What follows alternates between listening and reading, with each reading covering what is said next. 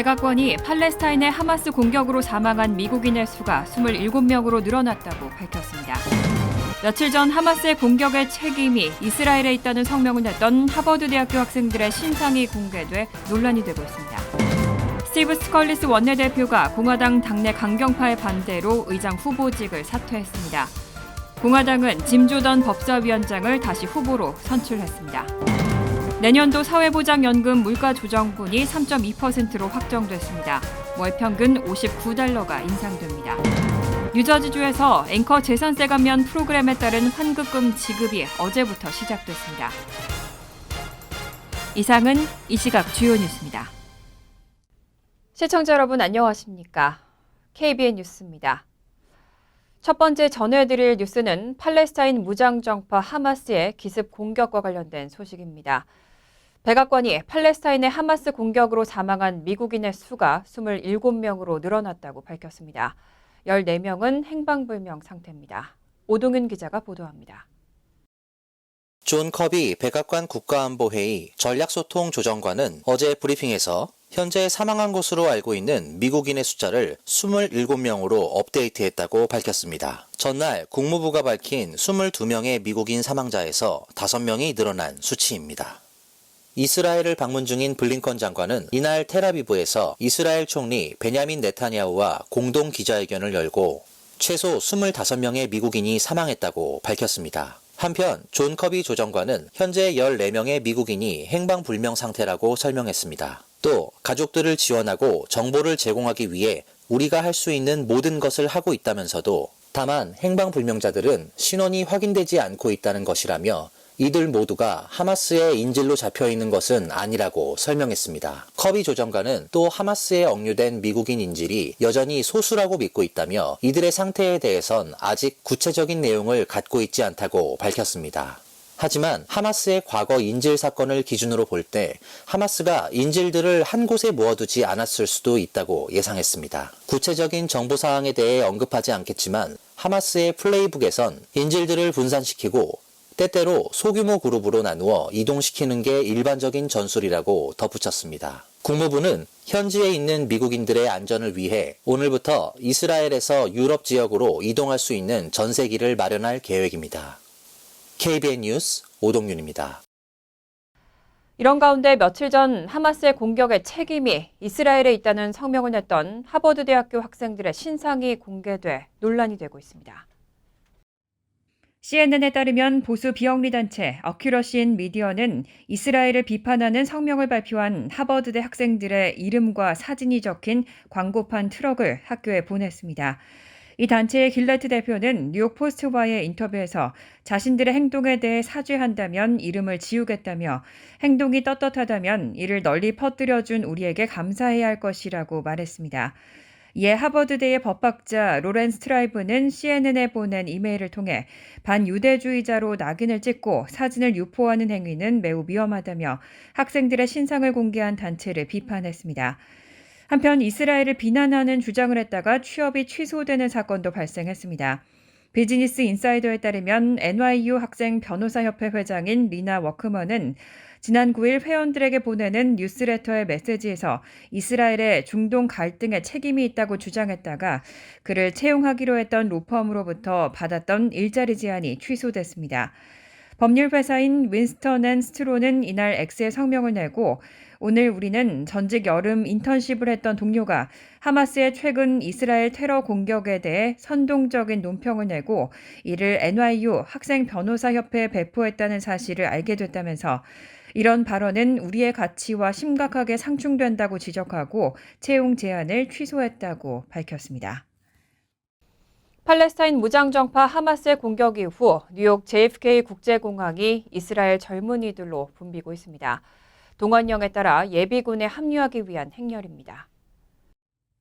JFK에서 이스라엘로 향하는 대부분의 항공편은 취소됐습니다. 하지만 이스라엘 국영항공사 LR 등 일부 항공사는 항공 수요의 급증에 따라 여전히 이스라엘과 미국을 오가며 추가 항공편을 운영하고 있습니다. LR 외에도 이스라엘어 아키아 등 항공사는 전 세계에 체류하던 이스라엘 청년들이 동원령에 따라 급히 귀국하면서 항공 수요가 늘자 지난 10일 항공편을 추가했습니다.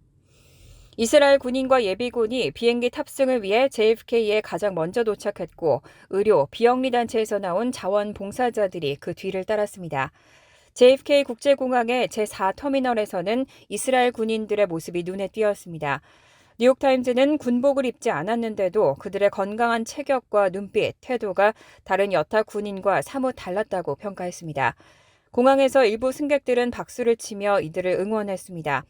공항 한편에는 기부된 구호 물품들이 쌓여 있었고 온라인 모금액만 1,300만 달러를 넘은 것으로 집계됐습니다.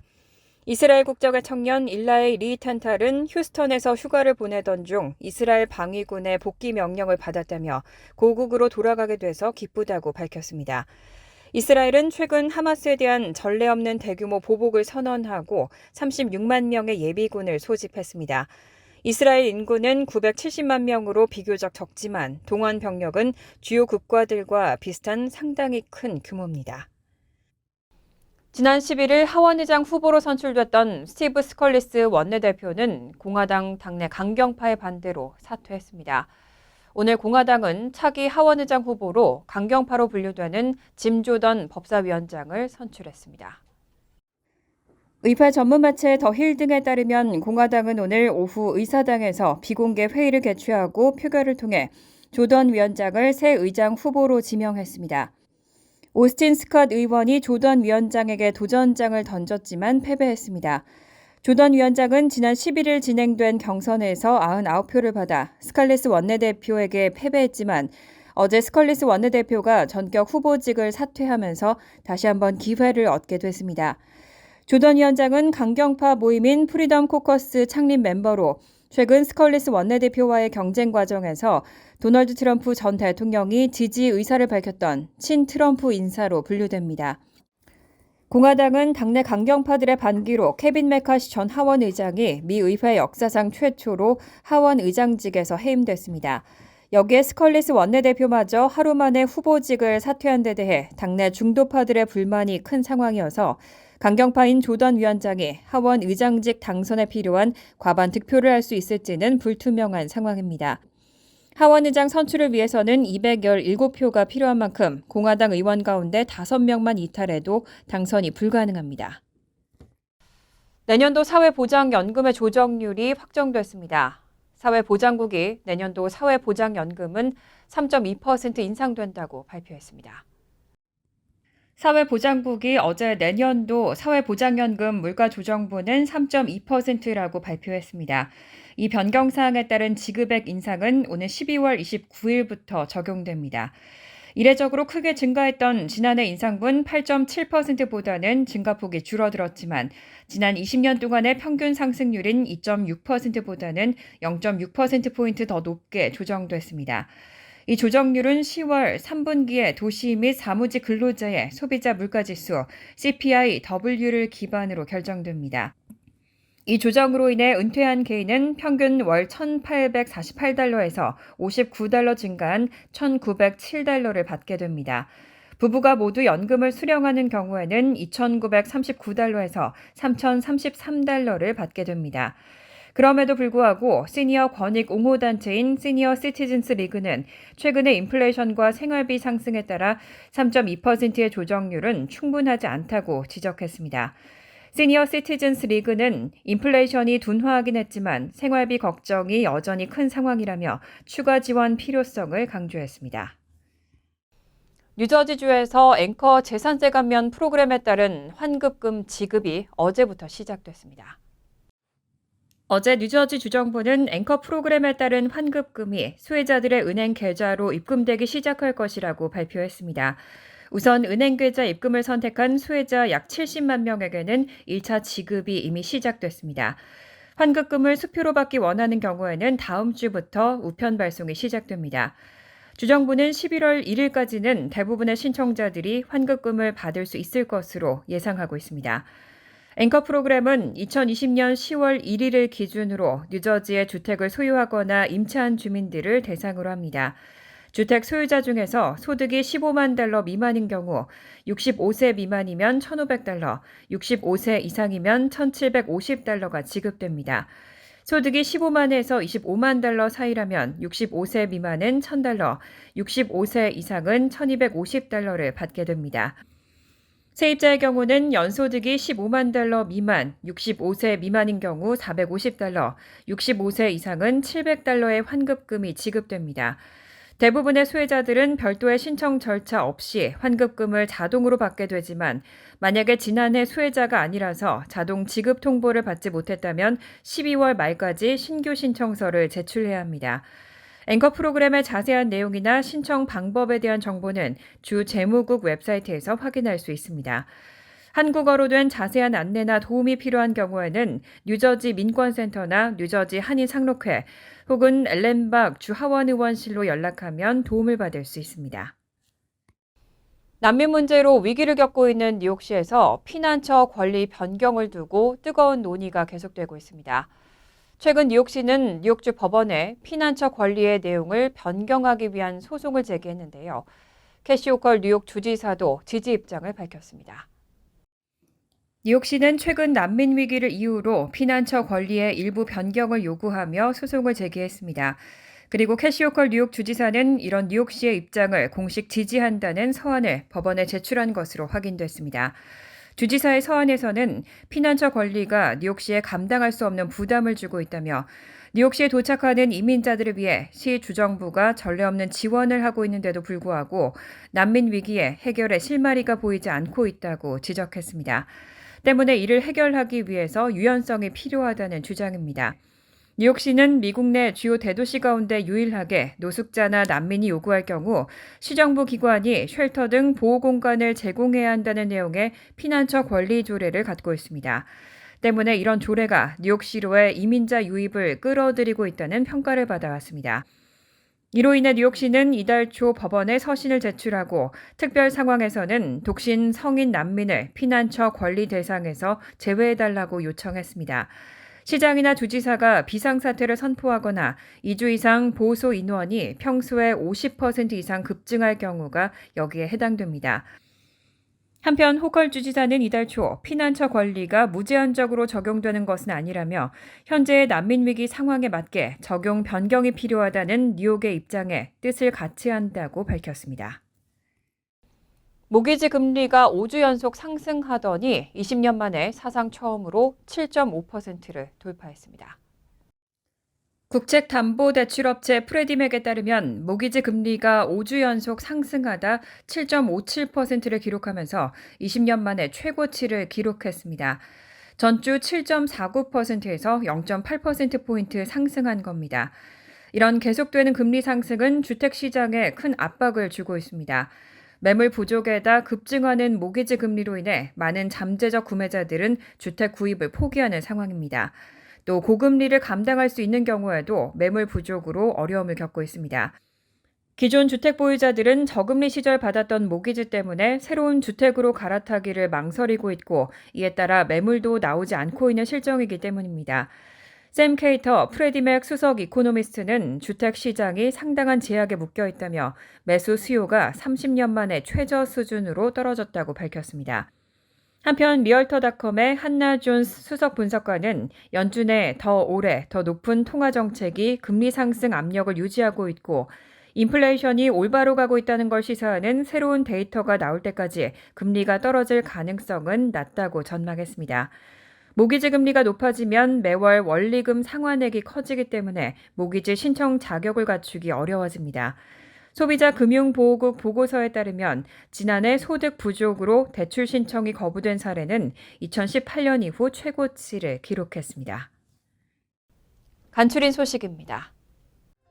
맨하튼 연방검찰이 밥 메넨데스 연방상원의원을 이집트 정부의 대리인으로 활동한 혐의로 추가 기소했습니다. 외국 대리인 등록법에 따르면 미국에서 외국 정부의 이익을 위해 일하는 대리인은 연방정부에 이 사실을 미리 신고해야 합니다. 다만 공직자의 경우는 외국 대리인으로서 일하는 것 자체가 불법입니다.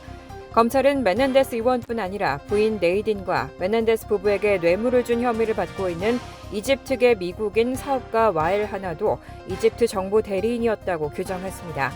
한편 민주당 앤디 김 의원은 어제 성명을 통해 전직 국가안보에 종사했던 공직자로서 가족과 주를 대표하는 상원 의원이 외국 정부의 대리인으로 활동했다고 기소되는 상황을 참을 수 없다며 메넨데스 의원의 제명 투표를 요구했습니다.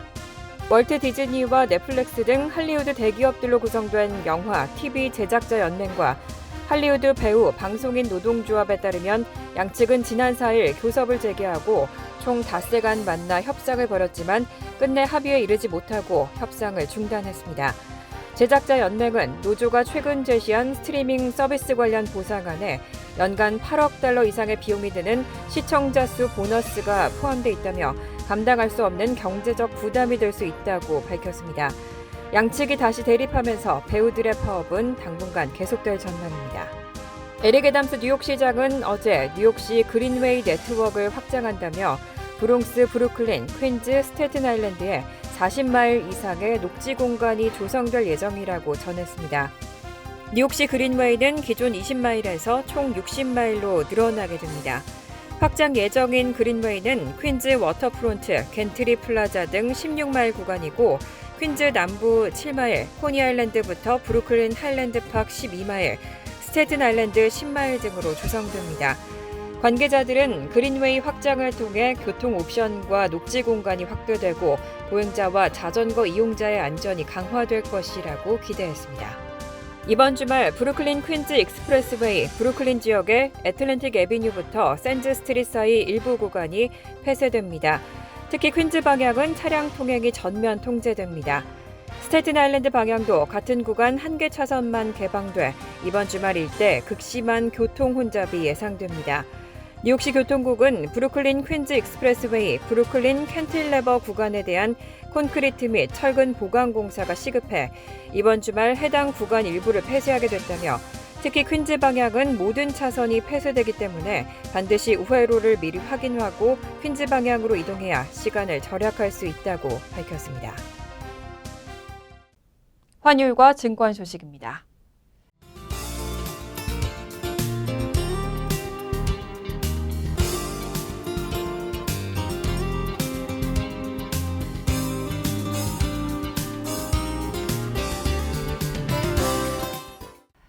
이어서 날씨입니다. 토요일은 흐린 가운데 때때로 비가 내리겠습니다.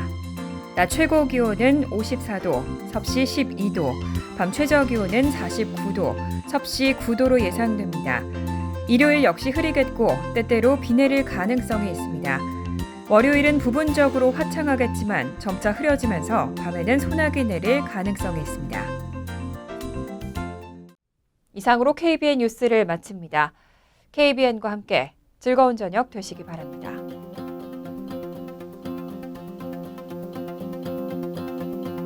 미 동부 최대 한인방송 KBN이 제작하는 KBN 뉴스는 웹사이트 mykbn.com 그리고 유튜브와 페이스북에서 다시 보실 수 있습니다. 좋아요, 구독, 알림 설정은 뉴스 제작에 큰 도움이 됩니다.